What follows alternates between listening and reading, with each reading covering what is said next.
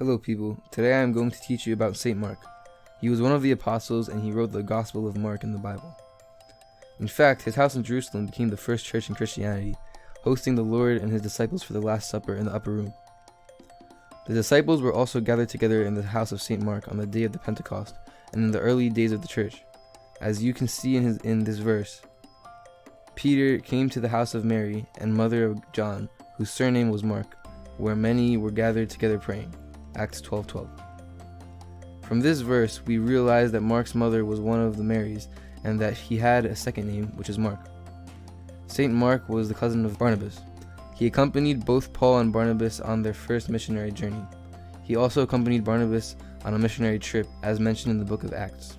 Mark is also mentioned in many of the epistles of the Apostle Paul, and finally in 2 Timothy 4:11. Get Mark and bring him with you, for he is useful to me for ministry. Our Coptic Orthodox Church was blessed to have Saint Mark bring the faith to Egypt in the 1st century. In his icon, Saint Mark is depicted next to a lion. As the tradition says, one day he and his father were walking to the Jordan and were faced by a lion and a lioness. His father was scared that they would both be eaten, so he told Mark to escape and offered to stay and be eaten by the lions. However, Mark told him that Christ would save them and prayed, "O Christ, the Son of God, save us."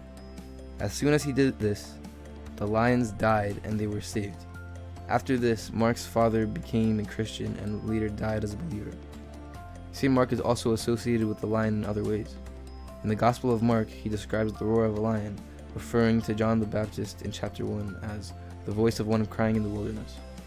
In addition, Mark himself helped deliver the gospel message to people with boldness like a lion. Mark traveled to Egypt and founded the Coptic Orthodox Church there in the 1st century, bringing the gospel message to Africa. He served many people there, founding churches and the first Christian school, which you can watch a video on here. In 68 AD, pagans who persecuted Christians captured, tortured, and imprisoned Saint Mark. Finally, Saint Mark received the crown of martyrdom. His feast day is on the Coptic month Baramoda 30, which is May the 8th in the Gregorian calendar.